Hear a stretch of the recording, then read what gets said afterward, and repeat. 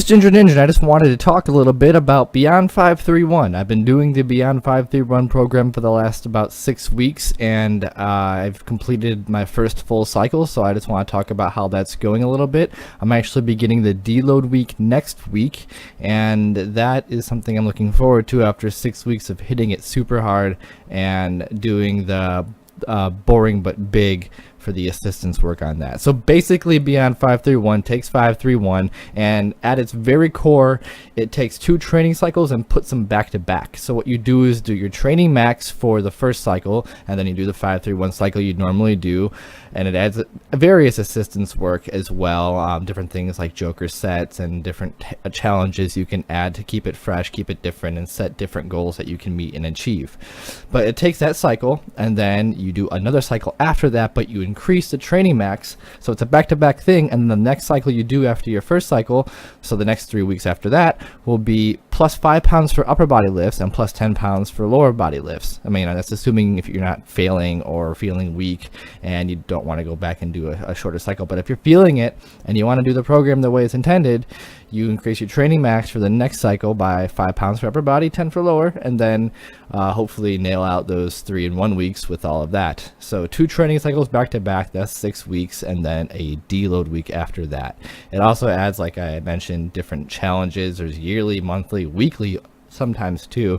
You can make your own as well, but one of the things I love about 531 is that it is versatile, and you can actually add whatever you think would benefit you as long as you don't detract from the core barbell and strength training work. So Beyond 531 so far feels awesome. My lifts are all where I'd expect them to be. I got a little weak when I went on vacation, but I've been hitting it hard when I got back, and I got my bench up to 195.5 on the 1 week, which is awesome for me. Squat I have at 250 for 1, which I probably could have banged out another rep, but I wanted to keep 1 or 2 in the tank as he recommends, and if I'm going to go for a rep max, I'll probably go for around 285 for that next time. But that was the 1 week, so squat was 250 for 1. Deadlift, I actually did go for a rep max on this, but I did the sumo grip and stance. So basically with that, mixed grip sumo stance, it was awesome. I pulled 405 for 1, and I weigh about 145, so it's pretty heavy. It's like 2.8 of me.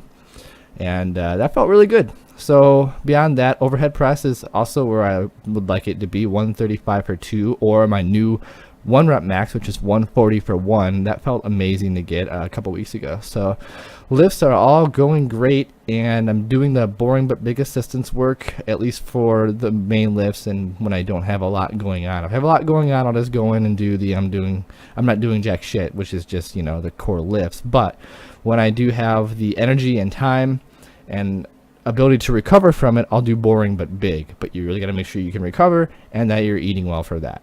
So Beyond 531 so far is amazing. I'm looking forward to the deload week, which starts in a day or 2 here for me, and then I'm going to hit it hard the next cycle and kind of do another video after that to give an update, see where I'm at, and see how the program is progressing.